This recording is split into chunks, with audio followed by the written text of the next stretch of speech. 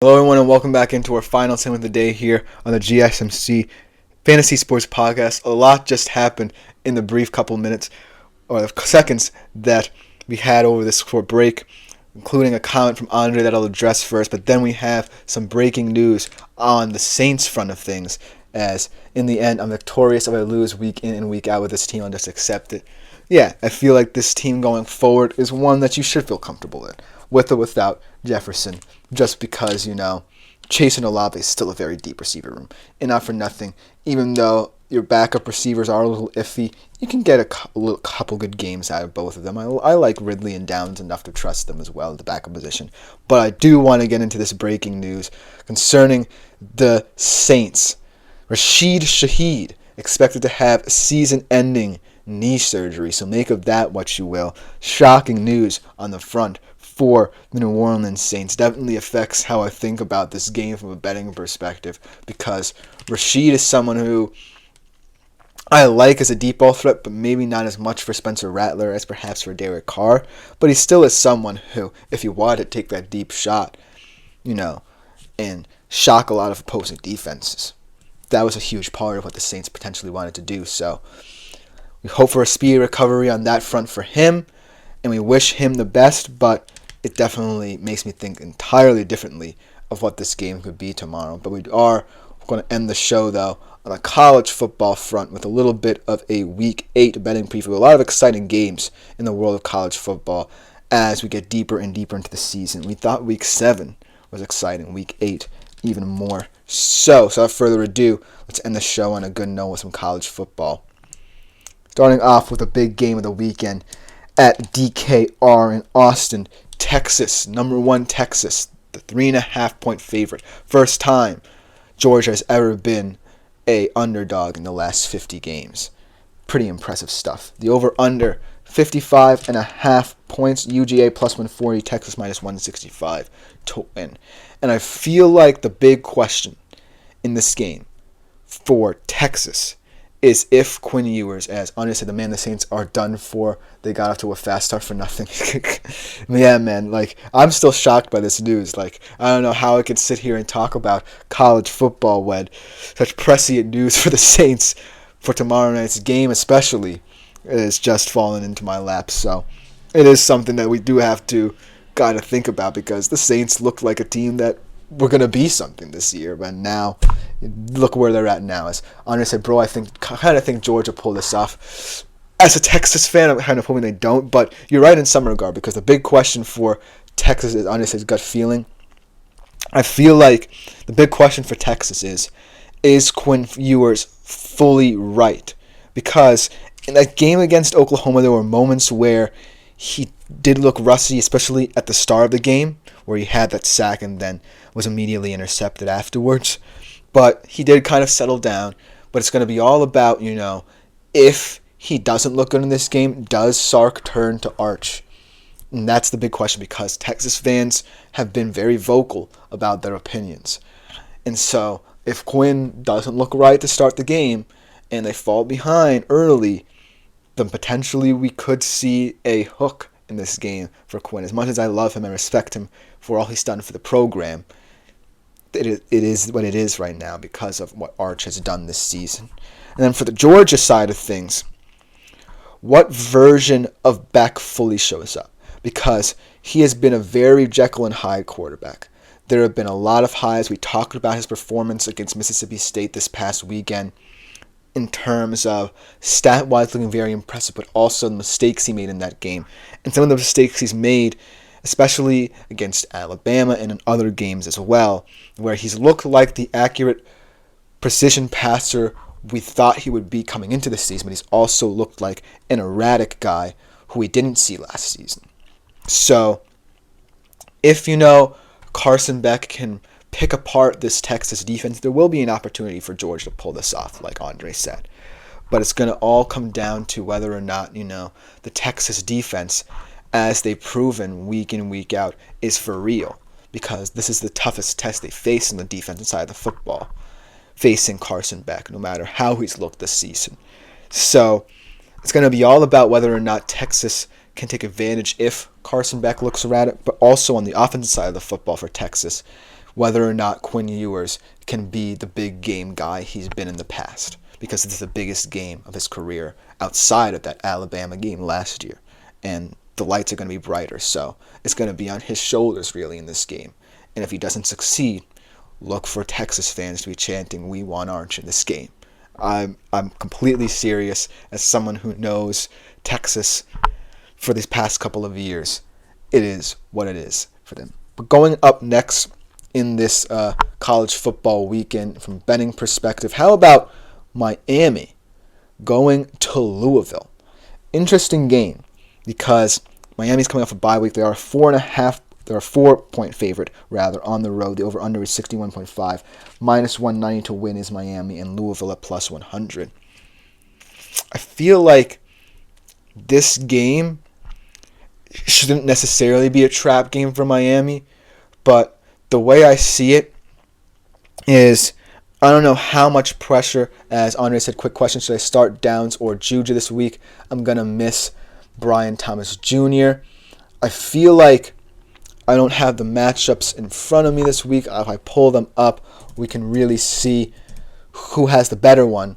But I feel like Juju feels like the better option here as we pull up the games. Although Brian Thomas Jr. is actually playing this week against the Patriots, which is an easy matchup. But if you do want to switch things up, the Colts are playing the Dolphins. Should be an interesting matchup for Josh Downs. But if Richardson plays, I maybe not be as high on him. And the Chiefs obviously play the 49ers in an interesting game there, a very tough game for them. So, actually, I would say Brian Thomas Jr. could start out of all of them, if you want my honest opinion, because he has the easiest matchup. But if you want to bench him for this week, then Josh Downs, one only as Juju says, plays Niners, Downs plays Miami, like I said. So if you do want to bench Brian Thomas Jr., even though he has perhaps the easiest matchup out of all three of these guys, I would begrudgingly say Josh Downs, even though I don't know how he'll look with Anthony Richardson back in the mix in this game. So make of it what you will. Take my advice with a grain of salt. But I feel like Brian Thomas Jr., out of all of them, does have the best matchup. But I'm not sure if you might say missing him because of injury. I might have to look into that as well for you. But if you do want to bench Brian Thomas Jr. for whatever reason, then Josh Downs would be the play. But going back to this oh, yeah, that's right. I don't have Thomas Jr. anymore after the trade. Stuck choosing Juju or Downs until Olave comes back. I don't know where my mind went on that one. So I would say Downs would be the guy going forward just because, in terms of matchups, the Colts have an easier one. But it's a reluctant kind of choice because of the fact I don't know how Anthony Richardson will look. But then again, going back to this Miami-Louisville game here, I would like to like Miami taking all the points in this game. But I feel like Louisville's one of those tough ACC teams where they really can hurt you many different ways. Tyler Schaff, their transfer quarterback, a lot of college football experience in many different conferences. So he can keep them in this game, and not for nothing. I'm a little bit worried about Miami's defense going forward. So at the end of the day, look for this game to be a little bit closer than you might think. But I still like Miami in this game. Maybe not taking all the points, though, from a betting perspective. Then the third one I want to cover is this Nebraska-Indiana game. Because the winner of this game shockingly remains a player in the Big Ten race. This is a hugely important game. A lot of people might not understand that. But in Bloomington, in Indiana, 4-point favorites, over under 51.5, Nebraska plus 160, Indiana minus 140. And these two teams are two teams that play highly effective on the offensive side of the ball, have two quarterbacks in both Raiola and Curtis Rourke who have been shockingly effective, and opportunistic defenses who can keep them in the game and anything. Not for nothing. Yes, their schedules will get a lot more hard, but for the time being, this game is going to be the most important on their schedule. Win this game. If you're Indiana, remain undefeated. If you're Nebraska, get a very important win in terms of staying in the Big Ten race, and everything on your schedule becomes more manageable. Indiana still has, I believe, Penn State and Ohio State coming up at the end of the year, but for now, I really am going to take a lot of stock in this game. And if you ask who I think will win it, I actually think Indiana has the upper hand here. They have the more experienced quarterback, they're at home, and I really like the makeup of their team. They've really built something there on the defensive side of the football. They're physically strong as well. But I'm looking for a very exciting Big Ten a Big Ten game that means a lot more than people might expect. And the final game here before we end today's show, another big one in the SEC. Potentially another one to keep either one of these teams in the SEC race and maybe even just the CFP race as well. Alabama, 2.5-point favorites, actually on the road against Tennessee. Over under 55.5 in this one. And this one just feels very weird in my opinion because I don't know what version of Nico Iamaleava we will see for Tennessee in this game. Whether he's going to play it safe on the offensive side of the football, or it's going to get back to what we saw early in the season when he looked like one of the best college football quarterbacks in the nation. But on the Alabama side of things, I just want to see them play a complete game again. I just want to see them get back to what they did against Georgia, where on the offensive side of football, Jalen Miller was on. His connection with Ryan Williams looked great, and they just got back to playing their style of football. If they don't play it against the Tennessee defense that might just be perhaps the best in the SEC, then chances are they lose another big game here. And chances are they might not even contend for the SEC championship and might not even get into the CFP. This is a very important game for Alabama on the road in Knoxville against a tough defense, and they can't get dragged into Tennessee's game here.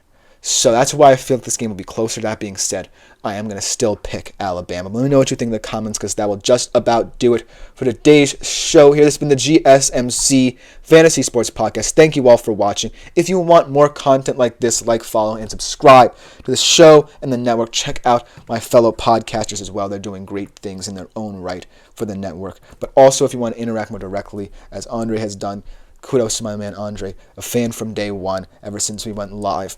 Keep making yourselves available to, as honestly what's happened in Tennessee these past few weeks. I will take this question. The hype has died down. I don't know, really.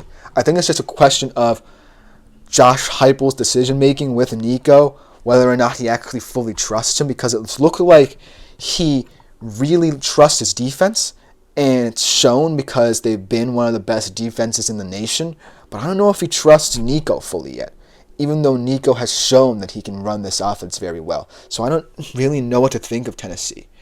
But going into this game, I think their defense can do enough to keep them in it. So I'm not sure. But thank you for your comments again.